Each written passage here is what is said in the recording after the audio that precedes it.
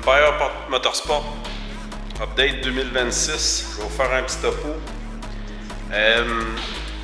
L'an dernier, le Civic SI 2006-2011, qui est le 03, il est arrivé un incident de course. Fait que là, il est retiré pour cette année. Comme l'année dernière, Gab Lacombe et Guillaume Labbé, ils vont rouler sur le TC5 qui est juste ici devant moi, qui est encore installé sur le dyno, parce que là, on vient de finir les ajustements et les tests en fonction des nouvelles normes 2026. Dans les années précédentes, la façon que ça fonctionnait, c'est qu'on avait le droit à 11,5 livres par wheel HP. Fait que dans le fond, si dans le fond, on est limité à 300 wheel HP. Fait que là, dans le fond, tu prends ton wheel HP, puis tu multiplies par ton nombre de livres, fait que ça te dit ton poids que tu as le droit de mettre, minimum.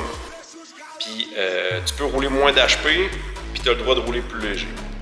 Ça, c'est pour la Balance of Performance, là, c'est BOP qui est souvent appelé. Là, cette année, ils ont rajouté une autre chose, c'est que on a une restriction côté entrée d'air, qui est une plate. Dans le fond, ça réduit le diamètre. Fait que ça, dans le fond, au diamètre qu'eux autres ils ont déterminé, ça limite le HP à temps, puis on ne sera pas capable d'aller plus haut que ça. Fait que là, nous autres, ce qu'il a fallu faire, c'est se réajuster pour ne pas que le turbo fasse plus de pression que ce que la plate est capable de passer dedans, mais aussi pour qu'on augmente notre fiabilité et diminue notre chaleur aussi qui est générée. Parce que si le turbo essaye de faire plus de puissance et le powertrain complet, dans le fond, s'il essaye de faire plus de puissance que ce que la plate est capable de restreindre, ben dans le fond, on crée plus de chaleur pour rien, on a trop de pression, ben, etc. Fait que là, dans le fond, le but, c'était de vraiment tomber sur le sweet spot pour tout ce qui est permis, puis dans le fond, diminuer la consommation d'essence, diminuer la chaleur générée, maximiser la fiabilité. Fait que ça vient d'être fait. Après ça, dans les dernières semaines, l'an dernier, on avait, dans le fond, c'était la 3e saison qu'on a roulé avec cette auto-là en 2025. Au milieu de la saison, en revenant de la Nouvelle-Écosse, on avait un choc arrière-gauche qui coulait, qu'on a fait réparer en urgence pour être prêt pour le Grand Prix Trois-Rivières. Fait que là, cet hiver, ben, le but, c'était de faire vérifier les 3 autres parce que l'huile n'était pas belle aussi dans celui qu'on a fait vérifier et réparer. Fait que là, l'autre jour, on a démanché ça. Finalement, notre partenaire qui s'occupe de faire la reconstruction et le dyno des chocs s'est rendu compte que les 2 chocs d'en avant étaient croches. Ces chocs-là, dans le fond, là, c'est pas une suspension McPherson, mais c'est quand même le choc qui soutient la roue. Puis, du côté gauche, il y avait déjà eu un impact en 2024 à Trois-Rivières, du côté gauche. Puis, du côté droit, ben là, ça, là, peut-être bien des petits accrochages, là, des fois avec d'autres concurrents, qui a fait que le choc était croche. Fait que là, on a commandé d'urgence 2 chocs chez Honda Racing en Californie. On a installé ça cette semaine. Puis, dans le fond, là, on était prêt à faire nos autres petites choses sur le véhicule qui étaient nos ajustements. Après ça, ben, je ne vous ai jamais parlé de ce véhicule-là. Dans le fond, ce véhicule-là, c'est un vrai Civic Type-R construit chez Honda Racing au Texas, si je ne me trompe pas. C'était une commande spéciale que tu pouvais faire chez Honda Racing.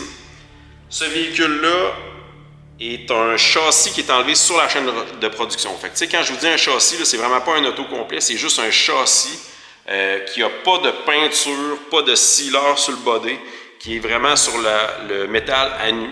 Puis après ça, qu'eux autres ont construit un véhicule de course avec ça. Ils en ont fait une batch d'environ 20, comme ça. Puis, dans le fond, tu faisais ta commande là-bas dans les années de production que ça a été disponible. Ça a été disponible environ 3 ans. L'avantage de ça, c'est que dans le fond, tu achètes un châssis qui est déjà engineering là, pour la course, parce que dans le fond, c'était un châssis qui était approuvé, mais dans le fond, un véhicule complet qui était approuvé pour la SRO aux États-Unis. Puis, dans le fond, là, il y avait plein de pièces là, motorsport après ça. Là, le cooling était optimisé. Côté suspension, c'était tout sphérical à grandeur. Tu avais déjà les suspensions Bilstein de course qu'eux autres avaient développées, là, les fixations pour fixer ça. Tu avais des camber plates aftermarket qu'eux autres ont développées aussi. toute la cage, l'électronique, il y avait une foule de choses. Le hood était différent pour aider le refroidissement. L'aileron, ça venait déjà avec la cage de sécurité, le banc, le dash display Motec. Ça roulait avec un SCU stock. Puis nous autres, là, au travers des années, la deuxième année, avant la deuxième année, qui est la saison 2024, on avait spoté des lacunes qu'on avait sur ce véhicule-là. Puis on a décidé de faire des upgrades. Ces upgrades-là étaient côté fiabilité, diminuer les températures moteur pour nous permettre de rouler longtemps. Parce qu'en 2023, le véhicule était capable d'être performant, mais il n'était pas constant. Fait que, tu sais, après 25, 30, 35 minutes, là, on avait une diminution de puissance parce que notre température montait. Fait que là, après ça, c'était plus une gestion de chaleur que le pilote fallait qu'il fasse avec le véhicule. Fait qu'avec les updates qu'on a faites, le côté cooling, là, tu sais, il y a eu des choses sur le système de refroidissement, sur l'apport d'air, puis même côté turbo, on a fait un changement qui nous a permis de baisser les pressions de suralimentation qu'on avait sur ce véhicule-là, puis qui a réduit les températures moteurs. Fait que cette année, Gab et Guillaume vont rouler le véhicule tous les deux. Ils ont déterminé des fins de semaine complètes que chacun va conduire. C'est déjà ce qui a été fait l'an dernier, sauf que l'an dernier, Gab, lui, a conduit en alternance le TC numéro 5 et le 03. Fait que cette année, vu que le 03 ne roulera pas, ben Gab il va vraiment alterner entre la conduite de ce véhicule-là et Guillaume il va conduire les autres fins de semaine. Fait que là, en ce moment, on est le 2 mai et le 15 mai, on s'en va à Mosport en Ontario pour la première manche de la Super Production Challenge. Tantôt, je vous parlais des restrictor plates. Je vais vous montrer à quoi ça ressemble. C'est ça ici. C'est un morceau qui a été imprimé là, en composite carbone ASA, si je ne me trompe pas. Puis, il y a un diamètre de 57 mm. Fait que ça, c'est ce qui a été déterminé par le département d'ingénierie de la série, puis que dans le fond, nous autres, il faut qu'on installe entre le throttle body et l'intake manifold. Après ça, autre chose, c'est vrai, j'ai oublié de vous parler de ça. Une des choses qui a aidé sur ce véhicule-là aussi, côté fiabilité et température, Essence VP Racing. Là, 2 ans. Dans le fond, là, à peu près à la même période qu'ici, j'avais fait des tests là, avec de l'essence. On avait testé du super de pompe. On avait testé du 100 LL qui est utilisé en aviation.